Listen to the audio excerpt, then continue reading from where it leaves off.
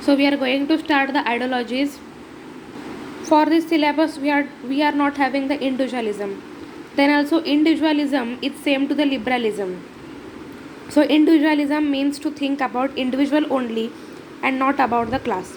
So individual freedom has to be considered. Personal liberty is considered important. If each and every person is allowed to do anything he wants, then automatically the state will be developed. So individualism belongs individual development. Individualism is important for the national development.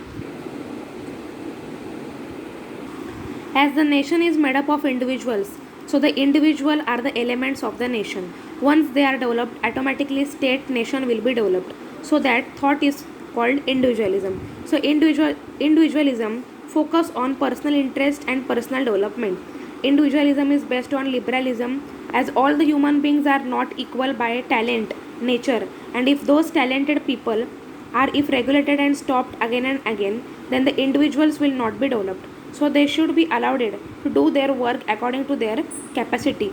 If laws and rules are applied on them, then they will not be developed and it will affect the national growth.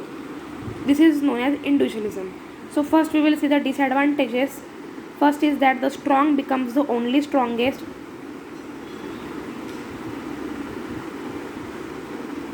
Next is the social disharmony and conflict.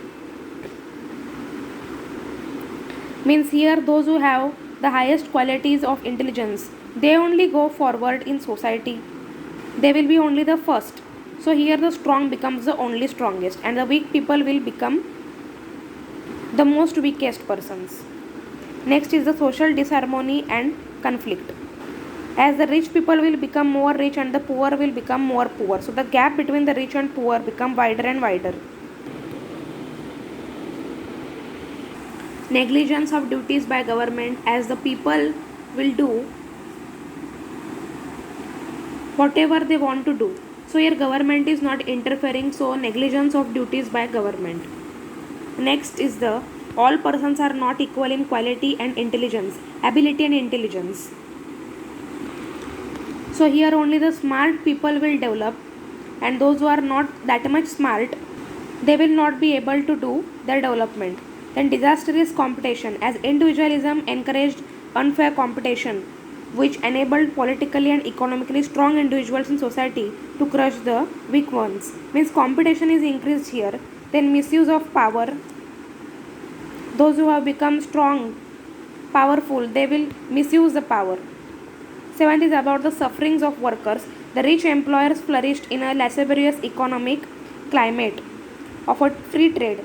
They could ruthlessly exploit their employees. Lascivious means used about a place, clean and pleasant to live in. And eighth is about the social disharmony and conflict. So these were the disadvantages of individualism. Next are the advantages of individualism. Freedom.